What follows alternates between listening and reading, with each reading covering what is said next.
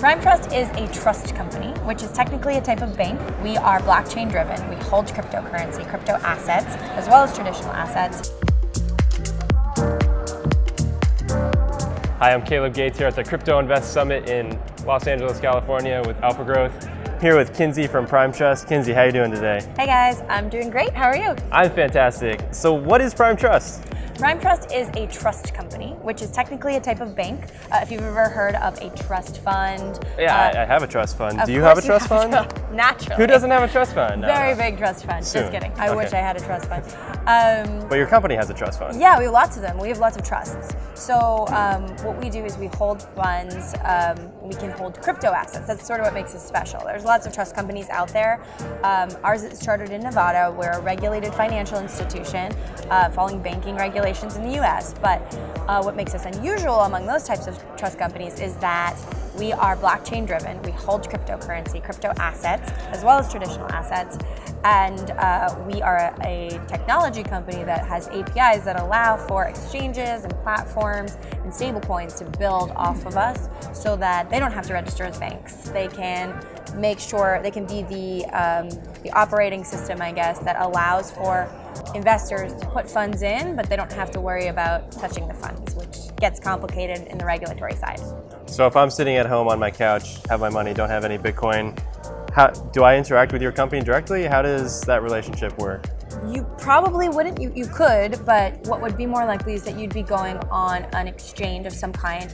Your money would be going, your US dollars, maybe you do an ACH transfer, like writing a check, or a wire transfer, or sometimes even a credit card transfer, and you're putting money, you're sending it to the exchange, but really the exchange is looped into our APIs and is just immediately letting us know what you're trying to do, and then we contact your bank and we take the funds, and then we can issue out the Bitcoin that you've purchased. So the exchange is just like the middle layer, but the money is going. Well, the exchange is a really important layer because they're finding the buyers and the sellers and the matching, they're creating the spread, there's a lot of work that they're doing, but it's better for them really if they don't have to also be responsible for holding the funds. So you want to have a custodian do that, and so we are a custodian in this space that's regulated and that reports to reports according to all of the banking laws in the US because we're a trust company.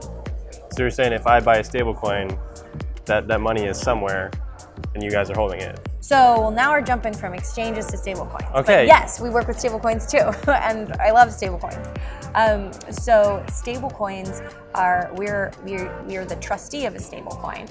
If you were to buy a stablecoin, imagine, given what's been going on with stablecoins lately, that you would probably want to know that the money that was backing it was being held in some sort of a formal trust where the funds are not accessible necessarily by the company that issued them, right? So the CEO of the company that made the stablecoin, you don't want that person to have control. I always imagine, okay, I'm buying crypto, someone in San Francisco is like, yes! Well, yeah, that $12 million, buy a boat! You don't want that to happen if you're buying something that's supposed to be backed one-to-one, right? You want to make sure that if it's backed one-to-one, that each one of those dollars is somewhere, so that if everybody who owned the stablecoin decided to do a run and liquidate and get their money back, then that should be possible, right? All of the money should be available.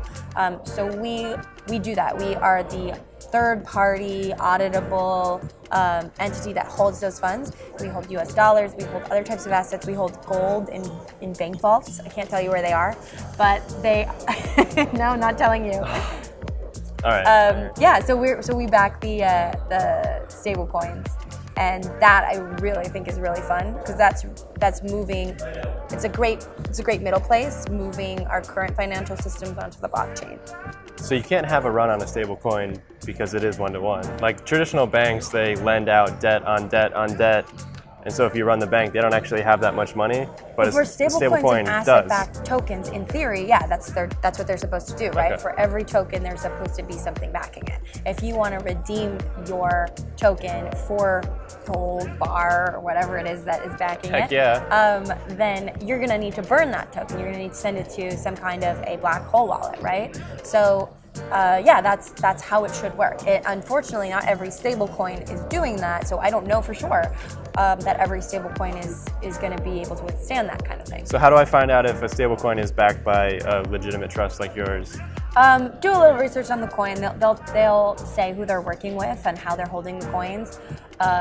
If it's typically the stablecoin partners that we have are making press releases and explaining how they're doing it. They may have more than one custodian. They might not just work with one. They might try to diversify and protect in different ways. But they're probably going to be pretty open about the fact that they're working with someone.